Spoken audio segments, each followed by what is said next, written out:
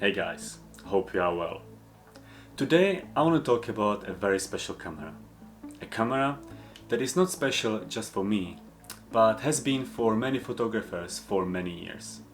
And of course, it is the famous Ricoh GR, here in its third iteration. So let's have a look at it in detail and see if it's worth your money. Ricoh is a very interesting camera company. In the last several decades, they've produced cameras of different designs as well, but are indeed most known for their series of advanced point-and-shoot cameras.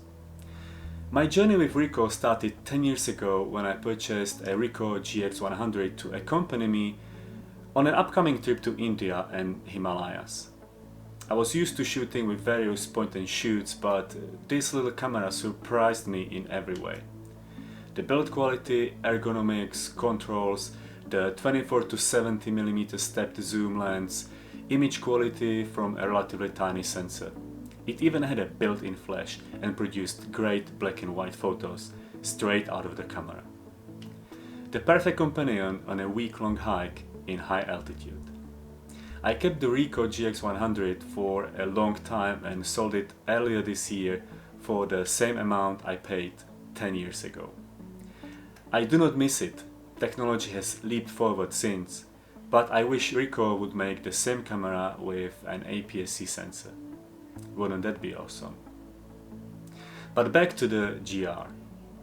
3 years ago, after a photographically disappointing trip to Isle of Skye in Scotland when I only had an iPhone, I said enough and finally bought a true GR camera, the GR2.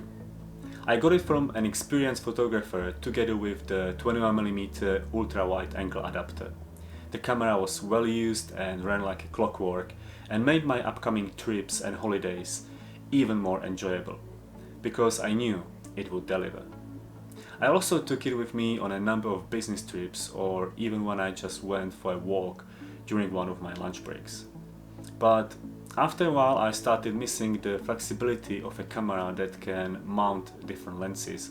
So Ricoh went on eBay to fund my first Fuji. And I wasn't surprised when it sold for the same amount I paid a couple of years earlier. But now we are in 2020 and I am holding the latest GR3. I knew I would get it the moment it was announced. Having a camera with viewfinder and changing different lenses is fun and practical, but nothing beats the form factor of a Ricoh GR. Throw in a mix of modern features and once you try it, you fall in love. The lens is even sharper than before. The sensor has more megapixels and better low light capability. It's got 3-axis stabilization, which is enough for stills photography and allows to easily get sharp images at 1/4 of a second handhold. Touchscreen is implemented as it should be and all the physical controls are where you would expect them to be. Even if you have no previous experience with GR, you will get used to it very quickly. Muscle memory is a thing, so all GR users will only need to get familiar with slightly different but very simple and clean menus. There is no flash on the camera, but I can't remember if I ever used it on my GR2. And if you must have it, then there is a standard hot shoe and market full of solutions.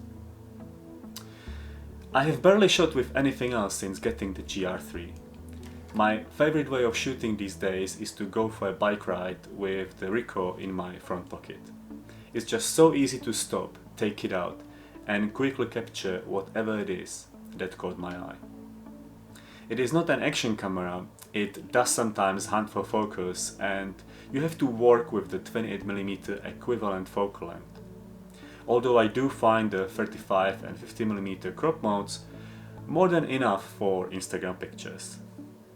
But when you get to work with and around these limitations, the results are just great. And because it's small and light, it can go with you everywhere. Torsten Overgaard's motto, "Always wear a camera," has never been easier. What positively surprised me is flawless connectivity. You just turn on the camera's Wi-Fi with a dedicated button, connect your phone, and the image sync app will allow you to browse through and download your photographs, both JPEGs and RAW. It works so well that for the first couple of weeks I was using only my phone for editing photos and posting them straight to my Instagram page. I wish it would work this way on my Fujifilm cameras, but that is for another time. Let's get back to the Ricoh GR3. Its poor video capability and kind of terrible battery life aside, the only other downside of this camera is the price. Ricoh knew how popular this is going to be, so they have it set higher than most of us would like. Not mentioning the crazy expensive street edition. But the most advanced GR cameras were never cheap, even back in film days, so I guess it's fair. If only going by price and specs, there seems to be a cheaper alternative from Fujifilm. The X-F10 is a decent camera and a used X70 has even a tilting touchscreen.